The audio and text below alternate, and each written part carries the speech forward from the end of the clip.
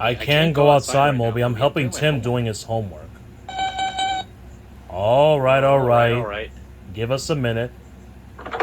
This better be good. Oh!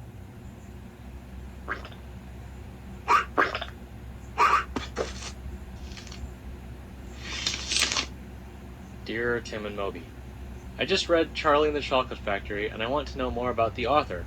What can you tell me about Roald Dahl? From Jimmy. Sure thing. Yeah, Roald Dahl is one of my favorite writers, too. And he's famous, he wrote for children, but he also wrote adult novels, screenplays, short stories, and nonfiction, too. He was born near Cardiff, Wales in 1916. That's part of Great Britain. His mom and dad worked for Norway, and they named him after Roald Amundsen, the famous Norwegian explorer. Roald was sent off into boarding school when he was only 9 years old. He became very homesick, and he had a hard time obeying the strict teachers and headmasters. Well, back then teachers would sometimes hit their students with a cane when they misbehaved. This naturally made a lot of kids afraid of their teachers. Later on, Roald incorporated this fear and distrust of adults into many of his children's books. Oh, come on. Not all adults are bad, but some of them are pretty nice. Anyway, during World War II, Roald joined the Royal Air Force and flew missions over Africa, the Mediterranean, and the Middle East. At one point, his plane crashed in the Libyan desert. He was temporarily blind and stranded in the middle of nowhere with a cracked skull and a broken nose. Fortunately, he was rescued and made a complete recovery. After his injuries forced him to leave the Air Force, Roald began writing. His first published piece was a magazine article about his plane crash. During the 1950s, he became an accomplished writer of short stories for adults. These stories usually featured mystery, suspense, and a twist ending. Okay, we're finally getting to the good part. In 1961, Roald published James and the Giant Peach. You're probably familiar with it. And I know these guys are. It tells the story of a young boy who yearns to escape from his two nasty, abusive aunts.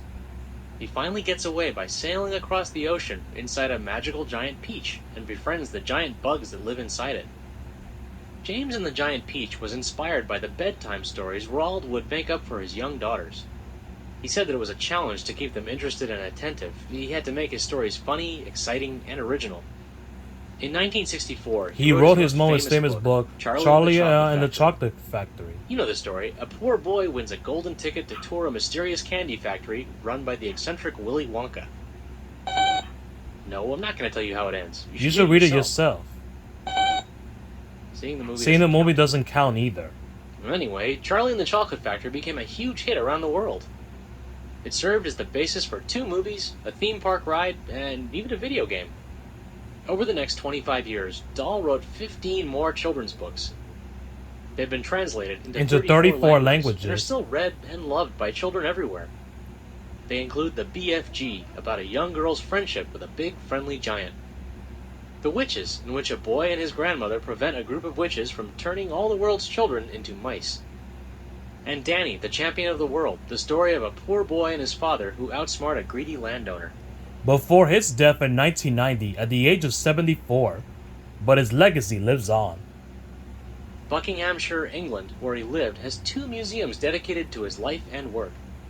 And the charitable foundations he started continue to help sick and needy children throughout the world. I don't know. They're They're just standing here. This is creepy.